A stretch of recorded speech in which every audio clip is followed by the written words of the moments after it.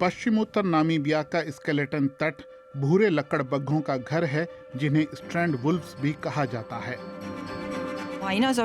Ecosystem में लकड़बग्घों की बहुत बड़ी भूमिका है, लेकिन वे कुख्यात हैं। लोग उनके बारे में आमतौर पर अच्छा नहीं सोचते। वे हमेशा से हमारी बकरियां मारते आए हैं, लेकिन हमारे हाथ बंधे हैं, हम कुछ नहीं कर सकते। लेकिन अगर किसान आकर कहें कि अब हम उन्हें मार रहे हैं, तो मैं उनकी भावना समझता हूं। हम लोग अब एक प्राकृतिक रिजर्व में रह रहे हैं, जंगली जानवरों के साथ। उनसे हम उतना ही कमा सकते हैं जितना कि बकरियों और भेड़ों से। इसलिए मैं अब उन पर गोली नहीं चलाता हूँ।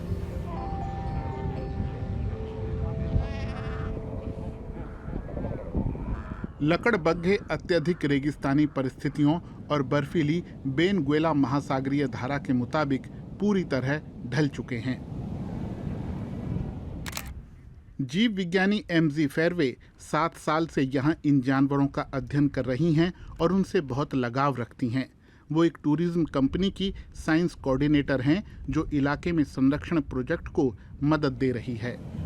मैं लकड़बग्घों का सम्मान करती हूँ। वे रेगिस्तान में जिंदा रहने वाले एक बड़े मुर्दाखोर हैं और ये छोटी बात नहीं है। वो बहुत सामाजिक भी होते हैं।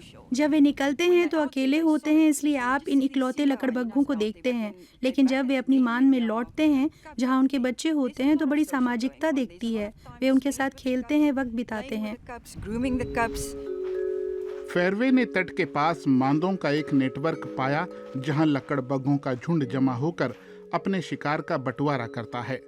वो रेगिस्तान में दर्जनों किलोमीटर दूर से जानवरों की लाशों को खींचते हुए मांद तक लाते हैं, अपने बच्चों को खिलाने के लिए। ऐसे मुर्दाखोर जानवर बीमारियों को फैलने से रोकते हैं। इस तरह मवेशी पालन में उनका महत्व है, लेकिन वो परभक्षी के रूप में भी कुख्यात हैं, जिसकी वजह से उनका बेदर्दी से शिकार होता आया है।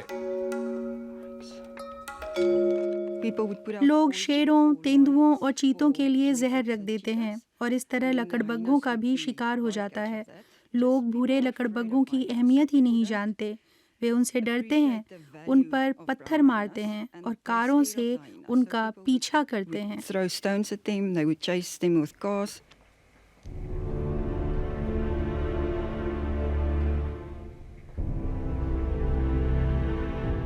7 साल के सूखे ने इलाके को तबाह कर डाला है।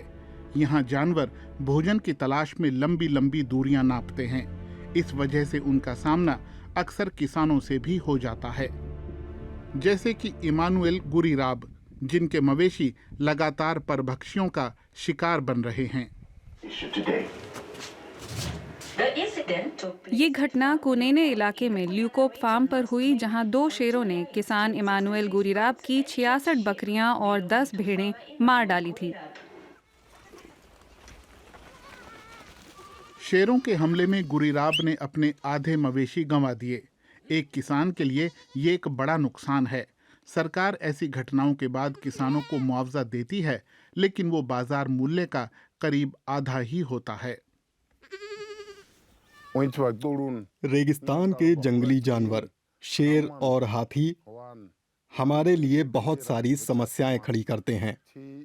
हमें इन जंगली जानवरों का कोई फायदा नहीं है, उनसे हमें कुछ मिलता नहीं है। हमारे मवेशी हमारी आय हैं, उनसे हमारी रोजी रोटी चलती है। यहाँ गुरीराब को लकड़बग्घों के गुजरने के ताज़ा निशान मिले हैं।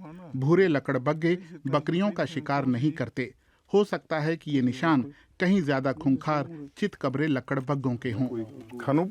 अगर सरकार लकड़बग्घों के बारे में कुछ नहीं करेगी, तो हमारे पास कोई और चारा नहीं बचेगा।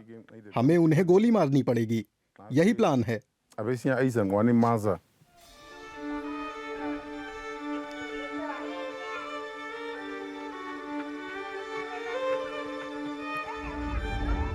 जब फिनियस कसाओना पशुपालक थे तो उन्होंने भी कई लकड़बग्घे और शेर मारे थे। आज वो उन्हें बचाते हैं और अनाबेब कम्युनिटी रिजर्व के सदस्य हैं। 1990 के दशक से कसाओना जैसे किसान खुद का नेचर रिजर्व बनाने के लिए साथ आए। नामीबिया के भूभाग का 20% हिस्सा इन रिजर्वों का है। बीती रात हाथियों ने एक खेत पर हमला किया तो अगली कुछ रातों के लिए कसाओना यहाँ पहरा देंगे। नुकसान के बावजूद किसान जानवरों को बचाना चाहते हैं। हालात बदल रहे हैं। पहले अगर कोई लकड़बग्घा आपके जानवर को खींच ले जाता था तो आप उसे मार देते थे। आज हम नई दुनिया में रहते हैं जो जानवरों को बचाती है। अगर हम इन जानवरों का ख्याल रखें तो हमें उनसे फ़ायदा हो सकता है। लिहाजा हमें एक साथ रहने की कोशिश करनी चाहिए। हमारे लिए वही बेहतर होगा। किसान सीमित मवेशी रखने पर राजी हो गए हैं ताकि जंगली और पालतू पशु दोनों बने रह सकें। हिरणों की संख्या में बढ़ोतरी के बाद से जंगली परभक्षियों के हमले कम हुए हैं। अनाबे पर्यटन से अपनी आय कमा रहा है। उसी की बदौलत बिजली आई है और पानी का कनेक्शन भी, और एक प्री स्कूल भी बनाया गया है। इधर स्केलेटन तट पर एक रेंजर फेरवे को सूचित करता है कि एक शिशु हाथी गायब है। जीव विज्ञानी को डर है कि वो मर ना गया हो। उन्हें बीच रास्ते में हाथी पड़ा मिलता है। सूखे की वजह से मां का दूध नहीं बना। शिशु हाथी के बचने की कोई उम्मीद नहीं है।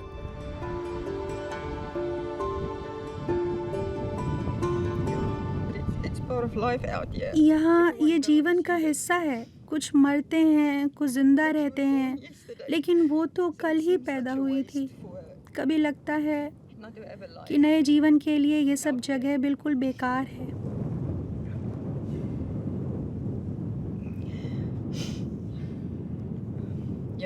क्या फ़ायदा? हाँ, इसीलिए मुझे सारे जानवरों से प्यार है। जो बन पड़ता है वो करती हूँ, लेकिन आखिरकार जिंदगी चलते रहने का नाम है। मौत उसका एक हिस्सा है। लंबे सूखे ने यहाँ अस्तित्व की लड़ाई को और भी सख्त बना दिया है।